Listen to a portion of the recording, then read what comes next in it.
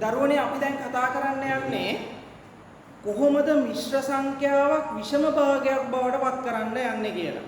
අපි මීට කලින් වීඩියෝ එකේ කතා කරා කොහොමද විෂම භාගයක් මිශ්‍ර සංඛ්‍යාවක් කරන්නේ කියලා. එහෙනම් දැන් අපි කතා කරන්න යන්නේ කොහොමද මිශ්‍ර සංඛ්‍යාවක් විෂම භාගයක් කරන්නේ කියලා. මිශ්‍ර සංඛ්‍යාවක් විෂම භාගයක් කරන හැටි. මේ බලන්නරු මෙන්න මෙතන තියෙන මේ තුනේ ඉලක්කමයි කියන හරය මම මේ පැත්තට ගුණ කරනවා. මෙන්න මෙයාගෙන් ගුණ කරනවා. මේ ඊට පස්සේ ගුණ කරලෙන උත්තරේ මෙයාට එකතු කරනවා. ගුණ කරලෙන උත්තරේ මෙයාට එකතු කරනවා. මේ 3 වරක් 2 6යි. 6ට එකක් එක්කව කරා 7යි. එහෙනම් කීයද? 3න් 7යි. ඔන්න මිශ්‍ර සංඛ්‍යාවක් තිබ්බේ මම ඒක විෂම භාගයක් කරා. ආයෙ බලමු. 5 වරක් 3. 5 වරක් 3.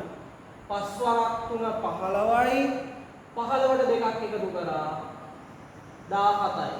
එහෙනම් එනවා උත්තරේ කීයද? 5න් 17යි. 5න් 17යි.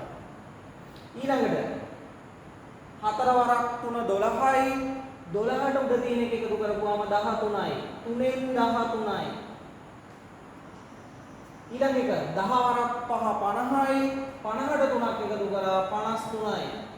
10න් 53යි. ඊළඟට 4 වරක් 6 24යි. 24ට 3ක් එකතු කරා 27යි. 4න් 27යි. හැමතිස්සෙම හරයෙන් මෙතන ඉස්සරහා තියෙන පූර්ණ සංඛ්‍යාව ගුණ කරනවා. ඒ ගුණ කරලෙන උත්තරේට ලවය එකතු කරනවා. එතකොට අපිට පුළුවන් මිශ්‍ර සංඛ්‍යාවක් විෂම භාගයක් බවට පත් කරන්න. දරුවනේ මේ වීඩියෝ එක හොඳට බලන්න.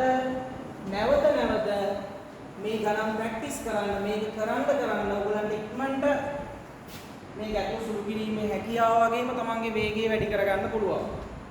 අපි බලමු තව ගණන් ටිකක්. මේක තිබ්බොත් 6යි 4න් 3. 4 වරක් 6 24යි. 24ට 3ක් එකතු කරා 27යි. එහෙනම් උත්තරේ එනවා 4න් 27යි. ඊළඟ එක 5යි 3න් 2. 3 වරක් 5 15යි. 15යි 2යි 17යි. 3න් 17යි. 4යි 10න් 9යි. 10 වරක් 4 40යි. 40ට 9ක් එකතු කරා 49යි. 10න් 49යි. 8යි 5න් 3යි. 5 වරක් 8 40යි. 40යි 3යි 43යි. 5න් 43යි. එහෙනම් දරුවෝ අපි කතා කරා කොහොමද මිශ්‍ර සංඛ්‍යාවක් විෂම භාගයක් බවට පත් කරන්නේ කියලා.